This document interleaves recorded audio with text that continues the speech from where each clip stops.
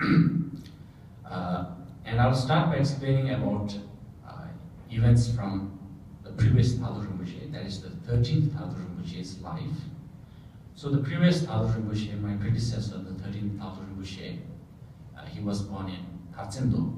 So Tarzendo is the eastern part of Tibet, and he was born there. At a very young age, he was recognized as the reincarnation of his predecessor, the 12th Dhardo Rinpoche. And so he had to join the same monastery, but in Tibet, Dreping Loseling Monastery College, University. And so he completed his studies there, and he got a doctorate in Buddhist philosophy in this highest second position in Tibet. And after that, he studied in a college, a country college. And due to his ill health, he had to go to India in 1949 for medication.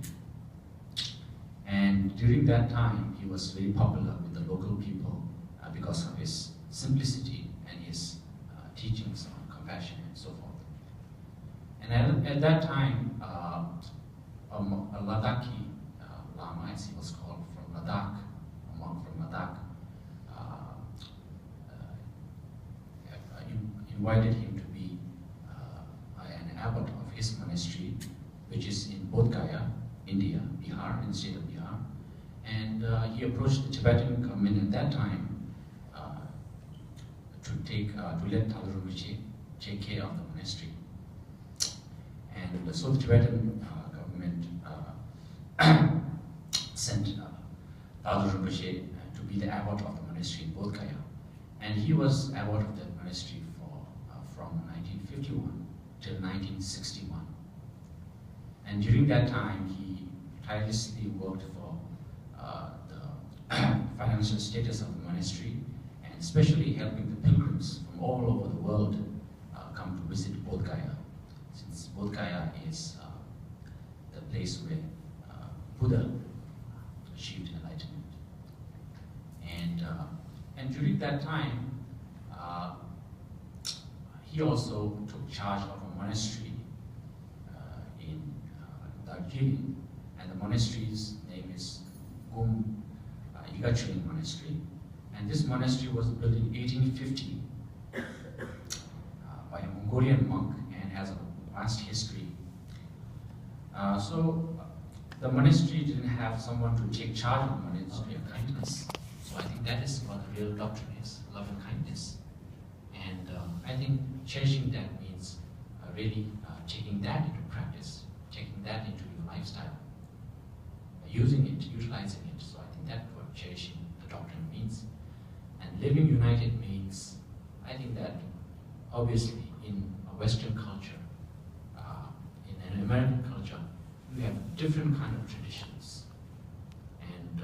And you know, amazingly, you are able to live together, integrated. And these traditions, different cultures exist united. So I think that is actually what we should be, all the rest of the world should be doing, living united. And radiating love, I think, means spreading the message, not just taking into account, but really, I mean, putting that message into action. So working for love and kindness and helping people in poverty, and I think helping the world at large.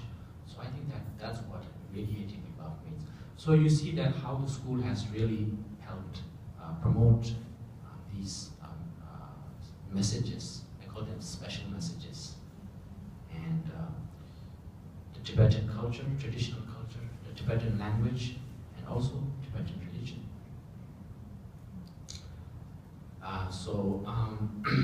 I'm very glad that today I'm here in this platform, being able to talk about the school and talk about other things that can really make a difference in this world. And I think that we were born actually not just to live happy, not just for happiness. I mean, everyone, we want happiness, but I don't think that that's not just enough. I think that we were born to spread love, and I think that it's very important that there is a higher purpose, there's a greater purpose, a greater potential in all of us to not just be happy, but make other people's lives happier.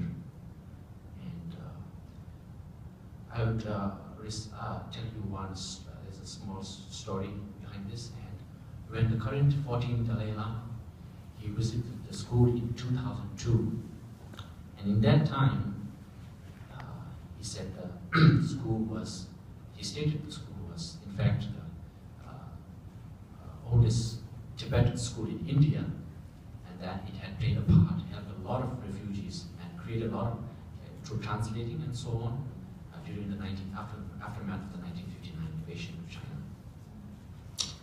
And also that he said that one Westerner said that to him, that why were Tibetan lamas building only huge monasteries, but not schools and hospitals, which would directly benefit the people? While we Westerners build schools and hospitals and charitable trusts and so on to help the people at large. And humorously, His Holiness told the public at that time in Kalimpong that, in fact, the 13th Dhardo Rinpoche did so. And I think that this is a great example. This has been a great example that should inspire all of us from different cultures, different traditions,